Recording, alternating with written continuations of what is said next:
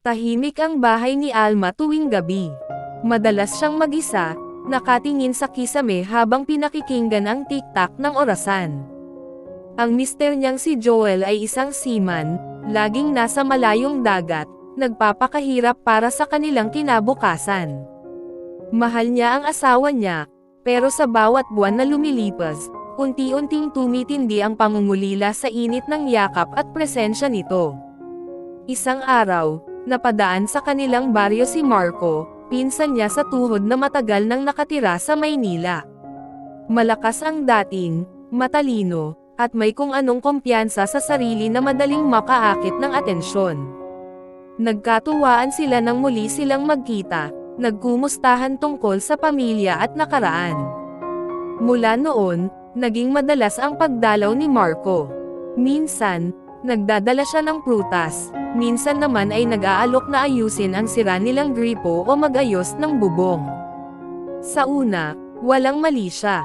Pero habang lumilipas ang mga araw, napansin ni Alma na lagi siyang naghihintay sa bawat pagdating ni Marco.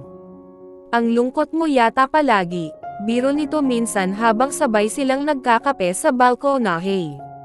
Sanay na ako. Ganito kasi pag malayo si Joel, sagot niya. At doon nagsimula ang lahat. Maliit na talksong hindi niya agad napansin. Ang mga biro ni Marco ay nagiging malambing, ang mga titig ay nagtatagal, at ang bawat dampi ng kanilang balikat ay tila may apoy na kumikiskas sa kanyang pagkatao. Hanggang isang gabing umulan ng malakas at nag-brown out, naiwan si Marco sa kanilang bahay dahil hindi makauwi. Doon naramdaman ni Alma ang matinding pagkalito, ang pagnanais ng isang bisig na yayakap sa kanyang pag-iisa laban sa pangakong binitiwan niya kay Joel. Pinainit siya ni Marco sa mga salitang matagal na niyang gustong marinig, hindi ka dapat nag-iisa, karapat-dapat kang mahalin at alagaan. Ngunit sa gitna ng tukso, biglang sumagi sa isipan niya ang mukha ng kanyang mister, pagod ngunit masaya sa tuwing magpapadala ng pera, o kapag nagpapadala ng mga voice message mula sa barko. Naalala niya kung gaano kahirap ang sakripisyo ng asawa para sa kanilang kinabukasan. Napaluha siya. Umatras. Marco, tama na. Mali ito. Kung ipagpapatuloy natin, ako mismo ang sisire sa lahat ng pinaghirapan ng asawa ko, mahina niyang sabi. Tahimik si Marco, halatang nasaktan. Tumanggaw siya at umalis kinabukasan, bihira nang bumalik.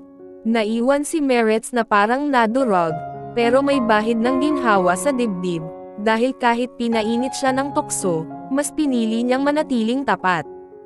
At nang bumalik si Joel mula sa biyahe makalipas ang ilang buwan, mas mahigpit ang yakap niya rito, mas malalim ang pasasalamat niya sa sakripisyong ginagawa ng asawa. Doon niya naintindihan na minsan, dumarating ang tukso sa anyo ng pagmamalasakit, pero ang tunay na pag-ibig ay sinusukat sa pagpigil at paninindigan. Aral ng kwento. Ang tukso ay dumarating sa mga oras ng kahinaan.